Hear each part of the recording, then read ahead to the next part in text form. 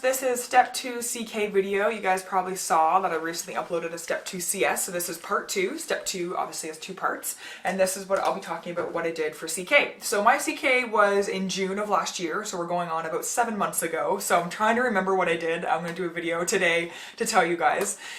It was a doable exam. I think versus step 1, I definitely felt more comfortable going into CK. I did better on CK. I had almost like a 15-point jump, almost a 20-point jump actually, which made me feel a lot better.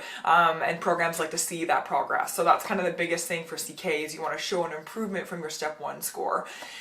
So pretty much what I want to tell you guys is when you start 3rd year, so you're done step 1, you're on to clinical rotations, your studying for CK starts in 3rd year. It starts your very first core and then you pretty much go all the way until you finish that whole year. So you have your shelf exams after every rotation. So a PEDS shelf, you have your psych, your OB, your family, your internal, and your surgery. So those are the 6 core rotations, and after every core rotation you have a shelf exam.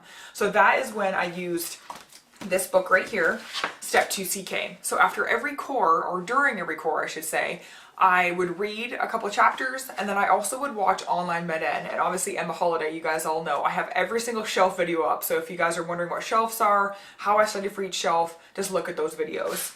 So what I would do is I would use the first aid for CK, and I would write in any information from online med-ed that was not there originally. So you guys can probably see this little post-it note there. Make sure, I know it kind of goes in and out of focus, so I want to make sure you guys see that. And I would kind of just do that for each core rotation. So it made me kind of have this one complete high yield source that I would use all throughout my shelves. So when it came time for dedicated CK time, I took about 6 weeks. What I thought was it would be taking me a long time to try and get through all of this again. When I've already kind of been through it, I've done my notes, I kind of know the information, I felt confident, I've done well on my shelves. To go through all of this again would be almost more of a hindrance than a strength. So I thought to myself, what do I need to do in 6 weeks that gives me all the high yield to be able to get through kind of fast facts, to be able to strengthen some concepts that I was weak on?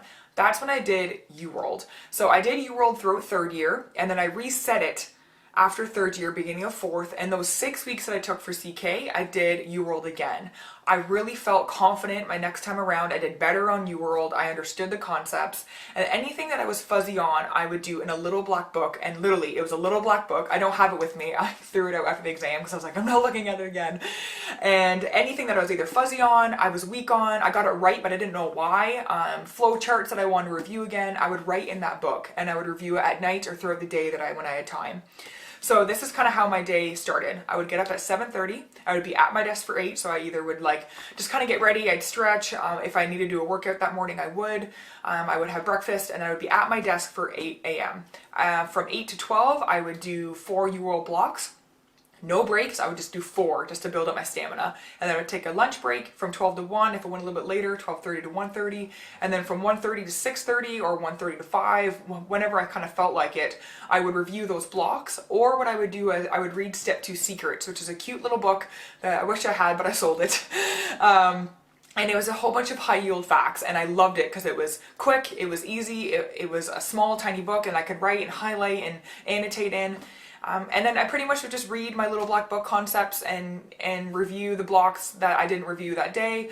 And that's pretty much all I did. So it was really quick, it was efficient, I felt good with my shelf exams and I knew the knowledge, and I did this UWorld sim exams. I did the very first one at the beginning of my 6 weeks. Which was okay. I definitely knew that I needed to work on some stuff. And then at the end of the 6 weeks, about a week before my shelf, or week before CK, I would do the second UWorld sim, and I felt really, really good. I got a good score, I got a high score, and it was a couple points off. I would say like 10 to 15 points off of my real score, and I felt confident. I was really happy with that score. So that's all I did, guys. It really wasn't anything crazy. It wasn't as intense as step 1. Throughout 3rd year, you are studying, and I did use this book. I referenced it a couple times during my dedicated, but not really. There are a lot of people asking me about Step Up to Medicine and what I did. This was great for my internal medicine shelf. This is not conducive to Step 2 CK studying. It's great for internal medicine. For CK concepts, I would just not try and use this. It's very dense. As you guys can see, there's a lot of writing, a lot of highlighting, and this is what I did for our internal medicine shelf, so I wouldn't do that for CK. And then also I got a couple questions about the step up to CK. I never actually used this book. This is brand new, so if anyone wants to buy it from me. Yeah, I never actually used it. I got it from a friend and never decided to use it, and all I did was UWorld and Step 2 Secrets and my little black book, and that's what got me the score that I needed to do well. So I hope this helps, guys. And again, any questions, just use my email. I'm not answering any questions via Instagram anymore because it's just way too hard to type on that little phone. I need my computer to get back to you guys. So if you guys want to answer, if you guys want me to have any answer questions, please email me at fromd1todoctor@gmail.com. Follow me on Instagram at d1todoctor. And again, I'm not answering any questions from there, but I'm definitely happy to help you through email. So again, this is Step 2 CK. Step 2 TS video was the last upload. Any questions, give me a shout. Bye, guys.